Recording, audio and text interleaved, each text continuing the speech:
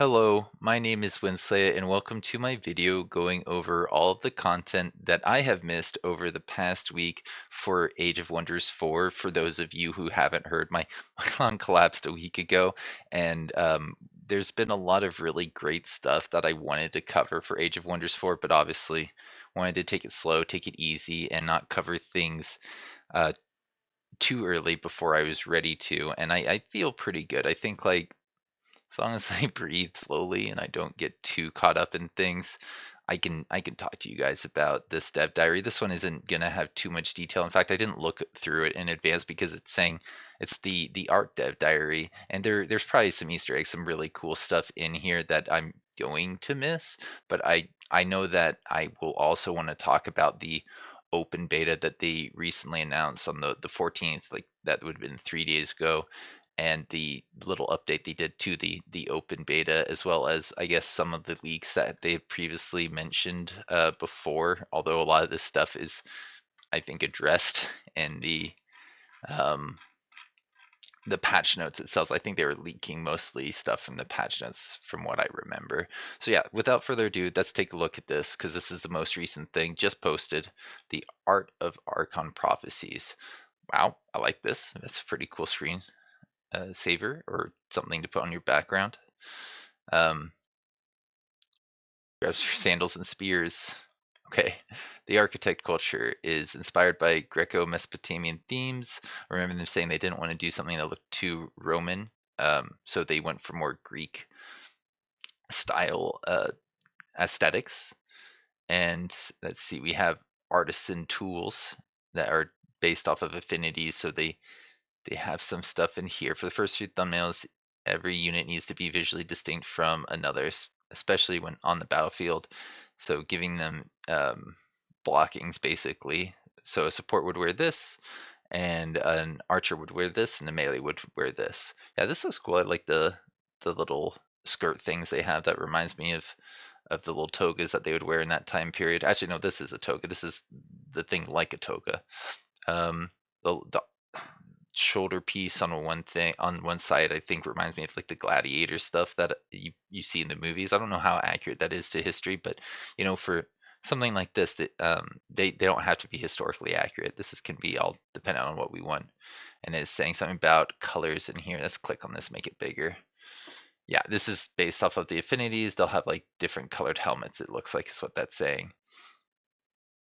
And then they're coming up with names in here: Cultivator, Earthbreaker, Two-Handed, Warhammer, AoE Fighter. So yeah, this seems like a general just concept, concept art. Each seminal concepts for the architect culture. We have now a little bit more detail on the surveyor, who looks like Hermes with the little wings on his feet and the little wings on the top. That's a Greek god if you're not familiar. I believe he's a Greek god or demigod, where he just kind of like runs through the sky using these winged boots. And it's fun. It's cool. I think they had stuff like that in Zelda back in the day. Next we have, what's this? The cultivator, the healer? It must be. Yeah, that makes sense. I think that's a tier 1. They were looking for a strong thematic thing to set the culture apart. And this helmet, very very Greek style. I think you can see a lot of things like this in museums. Although the chains on the arms seems a little bit. I don't remember seeing stuff like that in art. That seems like a little bit more of a modern interpretation or uh, twist on this general aesthetic. What does this say at the top? Can't quite see. Rotates. Something rotates. Oh, rotates up the arm. Okay, yeah, that looks cool. It goes from like chains into something that rotates. Now what do we have below? Triangles. Eventually we found our theme in a new direction, triangles. So they put a lot of triangles on these units. I see there's a triangle here, and the helmet itself kind of has a triangular shape to it. In multiple places, really. And they played around with a couple designs here, but they went with more of like the mohawk look that you see in that older styled stuff. What else do we have here? I'm gonna make sure that my mic doesn't shut off by just pinging it every once in a while there. It's been 5 minutes. We gotta, I think, do that every 10 or so. Oh, right, and owls. Owls are very important to the Greeks, I want to say. They saw them as like symbols of wisdom, I believe. Um, your unit is designed with language in mind. A combination of angular shapes and clothes creates wing-like patterns. Yeah, so that makes sense. These guys are, I think, a knowledge-based thing, so something that's associated with knowledge or wisdom makes a lot of sense. The guardian unit is tied to Athena. Yeah. All right. Yeah, I think I remember Athena is also very heavily associated with the owl as well. I think people who fought the Greeks associated owls with like, you know, wartime against the Greeks, so they didn't think of them as symbols of wisdom. They kind of had another interpretation of that. Spearheads resemble abstract owls. This? No, the spearheads. Oh, really? I don't really see it quite yet, but I guess this is kind of like the eyes right there with this floating triangles. Number one, player color, VFX, and neutral. Interesting. Yeah, that looks like the charge unit, the Earthbreaker, and I'm not sure what the Spearman is yet. Yeah, I don't know all the stuff perfectly. One of the units must have a spear, right? It's going to go over the lineup in 2D. Now we add the extra dimension to it, so we have what the Scout, Earthbreaker, Cultivator, shield unit. Does the shield unit have the spear? It must. It must. And an archer. And I think this is a tier 3 support. I believe that's what they get. Chariots are new. Yeah, that's cool. I like that idea that they're adding chariots in here. I remember hearing chariots weren't that great in Warfare, but they look great. They look really cool, especially in gladiator matches. Um, and yeah, I think they're actually used more in gladiator matches to represent cavalry than actually in Warfare, but who knows? I could be wrong about that. The crocodile's pulling a chariot. Lovely. Very, very cool. New forms, Elysium and Ancients. Yeah, so these are just like cosmetic things. The Elysiums, I think, do they all have these ears? It looks like they do all have the winged ears, and they're shiny. What else can we say about them? They are holy and then less holy. So Elysiums would be holy and Ancients would be less holy, I think. In-game GIF of the Elysiums, revamped Highmen. Oh, right, I remember them. That makes a lot of sense. From earlier Age of Wonders games, their new name Elysium is from Elysium, which is, I think, like Valhalla. Afterlife and the objective meaning of divinely inspired perfect. Yeah, I think if you're like some kind of hero, you get to go to Elysium, or I guess if you do something heroic, kind of like if you wanted to go to Valhalla as a Viking, you'd need to die in battle. Under divine touch, formed to have long flowing hair, wings, winged ears, angelic features like winged ears, feather growth, and additional eyes. Is winged ears an angelic feature? I guess it kind of invokes that kind of wing thing that you see in a lot of angels and in modern culture, at least. Modern pop culture, that is. And most importantly, we want them to be very appealing. The ancients are, yeah, like undead looking, but not quite there. They're grumpy and dusty. Good. That's appropriate for a antithesis to the holy guys, I guess. Early concepts made them a little bit too undead, so they decided to just make them look, I guess, old and corrupted by magic. Oh, and there's prosthetics. Ah, very cool. I hadn't noticed the prosthetic part. So like this face mask is like a prosthetic nose or something. I wonder if there's more in there that I haven't seen. It probably, right? Right, metal masks, scars, and skullets. So what's a skullet? I don't know that word. You learn something new every day, right? Home to the architects. The city should be imposing and impressive. Okay, what do we have in the middle here? It said something about shattered and disorganized. Is this them when they start? Yeah, and then they get bigger cities that look more impressive over time. This looks neat. It looks very shiny. It looks like almost like Planetfall in that it's very sleek and almost sci-fi. Yeah, with all these little floating things over here, feels very sci-fi, doesn't it? While building your monument, we need to choose an affinity. So came the idea of incorporating that into the the buildings themselves. Yeah, so I think this is like a shadow icon here. This is a nature icon here. It'll depend. It will look different depending on what affinity you build it out of. And what's this? I guess it's like actually history or something historical. Builds up from tier 1, tier 2, tier 3 to tier 4, and tier 4 looks so weird. It's so magical, so advanced. Wonders and regions. What do we have now? Something about the new wonders and regions, I want to say. Yeah, there's a new wonder, new regions, and tactical combat maps. All of these emphasize the Archon building style we've seen in things like the Golden Ziggurat, which has been in the game forever, and many new building blocks are added so that you know, probably looks nicer. Like books look cool. Wow, that is cool. I like that. Knocked them all off the shelf. Somebody needs to go get those books. I wonder how long they've been down there. You can make a building feel even more blessed and holy. Stained glass, obviously, yes, that makes a lot of sense. So we have like the, oh boy, not the ancients over here on the left with stained glass, and we have the Elysium guys over here on the right, it looks like, or something related to that. Maybe not exactly Elysium. I can't see their feathered ears, so just assuming now. That looks really nice.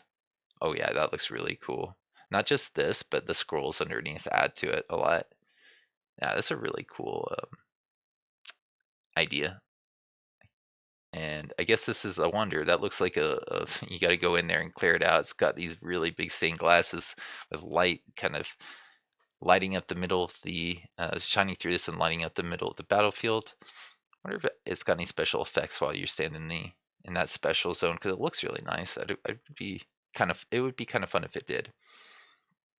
Archon Observatory is what? Is that a location? It's needed on the world map structure. It's also needed a world map structure. One provided difficulty nailed down a concept for.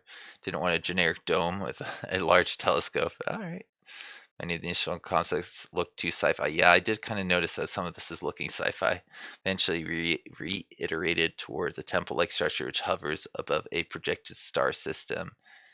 It is aligning with the stars themselves. I'm always confused about how stars in the astral sea and all that stuff connects in these games. They're obviously in the night sky, so um, yeah. I see the floating thing right here. This doesn't look like a telescope. I like that idea. Did they have the telescope design anywhere over here? No, it doesn't seem like it. Yeah, there it is moving. Ooh, it goes all the way down there and then back up again. Very cool. Yeah, that's really nice. That's really nice. It looks like a little star fort too. Are we moving into the future with these architects? Are they going to give us skyscrapers? Actually, we kind of already have that in the cities. They use magic to make really nice towers, don't they? Archon Prophecy also features a new climate called Blessed, which is kind of yellow. It's glowing trees. All right. New divine atmosphere to your battlefield. And wow, very nice little red thing in the middle. Archon's Crusade is in a blessed realm. What does that mean?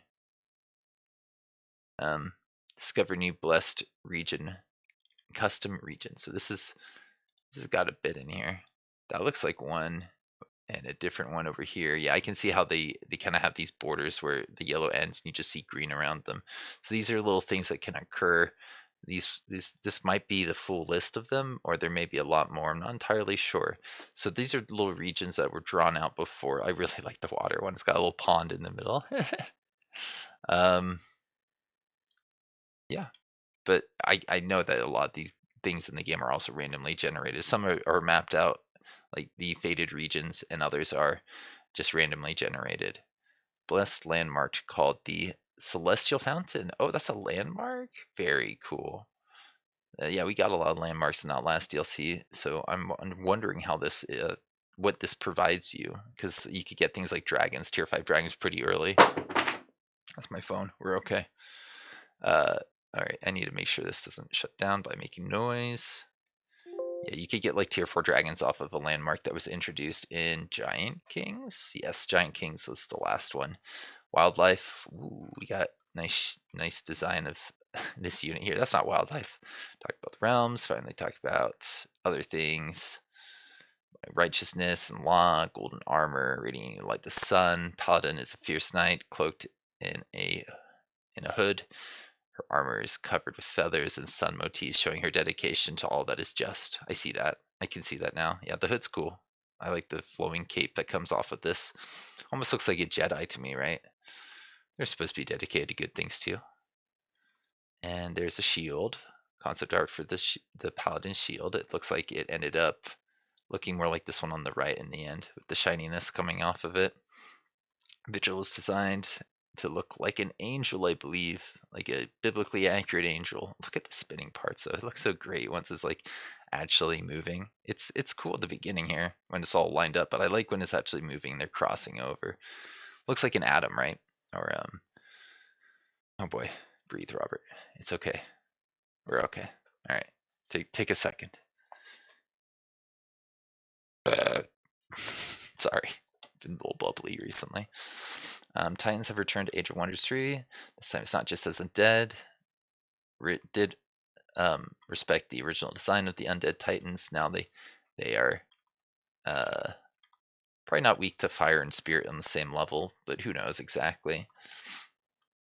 I mean, maybe we do, because we did have a dev diary that talked about the tomes and showed off their, I think, weaknesses. So yeah, what do we have here?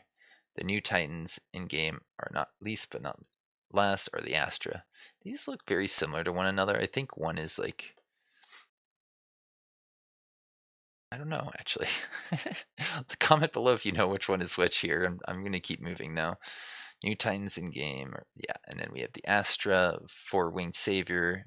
Looks very good according to what other people have said to me recently. Oh, and I did hear recently that from some people looking at the numbers, some people very actively that chat a lot in Discord about the game, saying that these guys seem like they don't hit very hard and they're mythic, so it's probably not going to scale super well. But it's hard to know until you actually play around with them. I know that giants, for example, are not very popular in a lot of multiplayer servers because they're as tier 4 units, they don't scale very well. As tier 4 mythic units, they don't scale very well when you compare it to units that can take enchantments and things like of that nature. I like some tier 4 mythic units like the Righteous Judge. That one is quite exceptional, and since it has mind control immunity, that means that there's a good place for a unit if it has enough tools, I think, to deal damage and stay alive. Now we have tomes and UI. Yeah, the tomes looked really neat. They've made every new DLC they add more and more better looking tomes. Not that they start off with poor looking tomes, but it's like they're getting better over time. Um, and it's just impressive. Yeah, here we go. There's two of them. Prophecy and Virtue. This is so cool. The galaxy spinning into the book, and then it's like overflowing with knowledge and that yellow tint. It's quite fun, as well as it looks like a little sun right there in the center. So it invokes that imagery that most of the stuff in this new DLC is kind of coming along with. It was brought by the VHS effects. Oh, the prophecy of spells. Yeah, it looks cool. I like the way they got like little circles spinning off of the main circle. And these are the higher tier things. This is the one that gives you, I think, the Titan, and this one I think maybe gives you the Astra or something related to that, right? Tome of the Revenant and Tome of the Archon. Yeah, Revenant and Archon. Revenant here, Archon there. They've got different effects associated with them. The spells, I think, are what go around your units when you use their spells in combat, right? Maybe not. Maybe I'm misunderstanding what this is saying. And these are what the spells look like. Very cool color. This is very pastel looking. I like this stuff right here on that second row. Oh, I like all of it, but that caught my eye a lot. And this one's pretty cool. This one's pretty cool.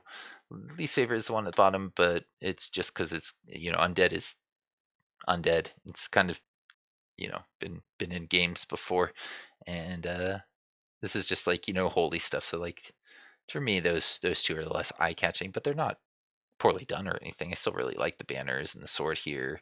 You can clearly tell this is like a vigil in the middle, and this is like uh, 3 undeads gathered together, or maybe not undeads, but the ancients gathered together. In fact, that reminds me of one of the, I think, scenes at the beginning of the intro cinematic. Oh yeah, there's got to be something in here that I that I'm gonna miss. Somebody has pointed out things like this in previous screenshots. They're like, oh, that means we're getting this. That means we're getting that. And I want to get to the patch notes, so we're not going to actually look at all these icons too closely. And this is the UI from Age of Wonders 3 compared to, I guess, what we have now. Familiar face. Wait a minute. Anon. I don't remember his name. Got a visual update. Reflect his character being through the passing time. Recognized clad in his white robes and hood. His steps starting to blend in with the walking stick and just okay. Okay. I like him. How much more is left? This must be the last little bit. Begs the question, why has he returned? All I can tell you now is there's prophecy unfolding, there mighty trials and tribulations ahead. Yeah, that sounds neat. This looks fun. Is she actually flying through the air? Because it looks like she is. Wait a minute. Maybe he has something to do with this person that's covering their eyes, flying around like Hermes. All right, so arts. I think we've covered the art here. Great working on this content. Yeah, I don't know if we know what's coming up next week now. I don't think they mentioned that here, but I want to talk about this stuff. I really don't think there's going to be much in here, right? Jordy was playing this, and they showed off what the, I think, ancients look like. That looks like an ancient ruler, maybe. Flaws. They showed off this flaw at one point, 10% fumble chance to um, 10% to fumble when adjacent to another friendly unit. Friendly unit means any friendly unit, not just people who have this trait, right? I think so. There's a support spirit, which we've talked about in other things. It's come up a few times. Shield affinity is on the shields have the affinity on them, which I didn't notice when I first talked about this unit, but that's really cool that you get like the chaos affinity symbol on the shield itself, as well as what do we have here? Yeah, the new elementalist class I think was something showed off at one point. And what do we have in this one? Yeah, it's like the mage. It's just an elementalist, and people know that now because it's in the patch notes. Uh, bush summoning is supposed to be more interesting. That's gonna also be in the open beta, I want to say. Did I say tiny? Yeah, this is about like customizing um, your rulers that you're gonna come across, and their city names will be something you can set. And I think your hero, you can give them like heroes that come up in the game as well. I haven't spent a lot of time on this open beta because I've just gone home like in the past few days, and I've been trying not to push myself too hard, sit too long at the computer, stretch, walk around, make sure no slouching. Um, Multi-stack movement. This is something people have wanted in the game for a while, so now you can select multiple stacks and just kind of move them as a group. Notifications are supposed to be less frequent. That's what this blurb basically says. We have persistent forged items, which is pretty interesting. There's a small chance that items you've made in the item forge show up in future sessions as rewards. So if you make good things, you're more likely to come across good loot in the future. But if you just make mediocre things, then it's like not that big of a deal, I want to say. But this sounds like you could probably lean towards some very overpowered strategies with those items and just hope they occur. I'm curious how this actually is going to work in multiplayer, if it's actually going to draw on that list in multiplayer, or if it's just going to say, no, we don't need that. Man, the Pantheon is saying we get a bunch of stuff in here like new item infusions. I remember seeing one thing in here and being like, no, why? Where is it? Where is it? An 8 Spelljammer. Why? No, I hate Spelljammers. I really wish they weren't in the game. But now they're going to be super common.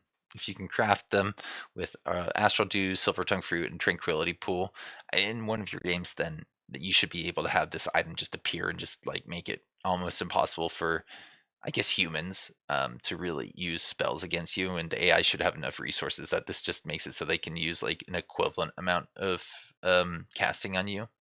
It's okay. I guess it's in the game now. Inner Grace, cool. I like this. I like a lot of these other things like Bless. Don't know much about this except it has like a pretty low requirement. 1 Archon Blood is less than 3 materials. Makes sense. This is supposed to be pretty good from what I can tell. Spelljammers in general are quite useful. Greater Farsight means you can see further. Overcharged Spell means you can probably just make your spells a little stronger. And we have a new society trait, the Astrological Diviners. Every 10th turn, you get a 100% crit chance, I guess, when you go into combat on that turn. Non-hero units drafted, recruiter summoned during that 10th turn permanently get extra damage when they crit, plus 20%. And then you also get knowledge for building city structures and special province improvements on the 10th turn. So you probably want to aim to build things, save things to build on your 10th turn, maybe rush them out, maybe save some gold to rush them out. I'm not sure if that's going to work. Like if you build something, if it's got one more turn to complete as you end turn 9, if that counts as completing on turn 10, or if you actually need to rush by to get this uh, bonus. It seems pretty good, so I wouldn't be surprised if you have to rush in order to make that bonus trigger. Now we have a bunch of flaws listed off here, and they gave you basically, I think, one more point or to play around with. When creating a faction, just picking their things. And we had this added inner radiance, which is, I think, the only new positive trait or form trait that they have added with the free update. Maybe there's something in the DLC. I'm not too sure. That will come out in probably future notes, right? I think that would have been mentioned here, actually. I'm not too sure. All right, hero classes have changed so that we have the Elementalist. The Elementalist is going to, boy, I need to keep my volume going here. Elementalist is like the mage. Now he focuses on different magics. I want to say I saw 5 different, maybe 4 different magic types that you can select as an elementalist, and that gives you like an evocation as well as 5 options you can choose between for the next layer. It's pretty cool. I actually really liked what I saw from the elementalist, but I also have seen some people complaining that there's not a lot of like single actions. So single action continue type things that like give you an action after you do something, weren't as useful in the elementalist as like they used to be on the mage or maybe some of the other classes. But you know, that stuff could change in the near future. We're still pretty early on in the open beta, and I think it's really cool. I didn't mention that this open beta basically is coming out earlier than any other open beta, a whole month before the new content. So there's a lot of room to tweak this stuff, and therefore it probably will change a lot in the near future. Ritualist is a nature-based support. Unlike the Ritualist heroes, now they choose offensive or defensive crowd control. Okay. They can slow in an area. That's, offensive. Slows your enemy. Or they can do single target improvement. So they can make your own guys a lot stronger. Haven't looked at that. Sounds good. Warlock, I saw some people talking a lot about. They debuff and make undead. Curse Warlock focuses on powerful debuffs and weakening their opponents. I believe somebody said something about Warlocks. It could have been the Warlock unit or Warlock class needing to get very close to the enemy, so they might just die if they do. But they're probably pretty strong once they do. New feature, extra faction data. Yeah, this is the thing I mentioned earlier that Jordy showed off, where you can like tell them what tomes they want to path through in a game. So they're gonna actually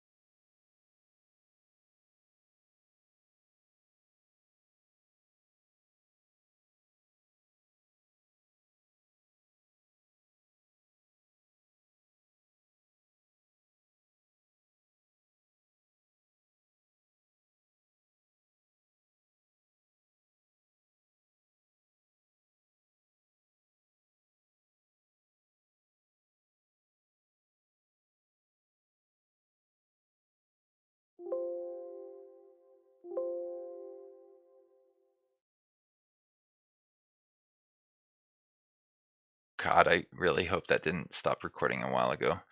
I kind of need to step away too. There's a lot of great stuff in here, basically. The challenging stuff is like whatever, right? Boy, boy, oh boy. I don't know how much is missing from there. I'm just going to assume it's fine and keep going. Combat spells. Stupid thing in the background kept me from noticing. There. All right. All right. All right. There's other stuff in here. In fact, if I bring this up, I know what people have mentioned in the past. I brought over to the side, and I can just kind of read through that for a minute. Do I want to though? Maybe we should just keep moving through this. Yeah, there's cool stuff in here. You know, like the culture's units have changed ever so slightly. Dragoons, this is a big change here. They can now use their attack after being refreshed so that they can, you know, command and killing momentum is useful on them. Some pre-made factions that changed a little bit. Society traits that changed a little bit. Now you start on the surface with a player nearby. All right, subterranean society trait now starts with a surface player.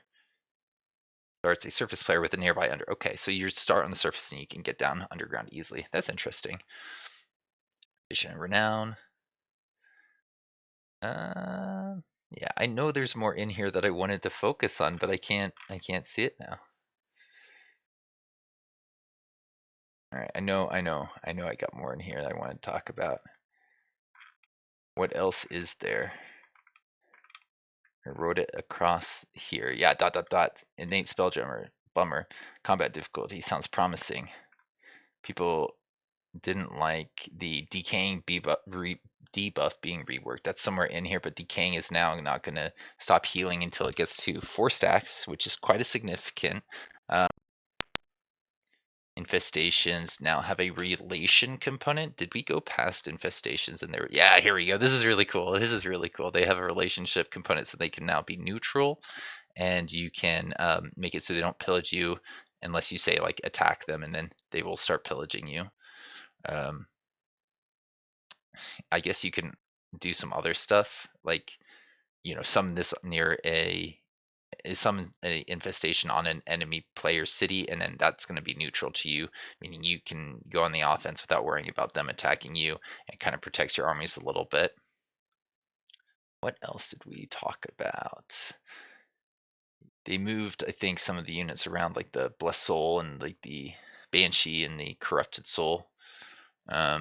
Summon Wild Animal. Yes, is now called Call Wild Animal, and you actually get a choice. That's really neat. A really, really cool decision.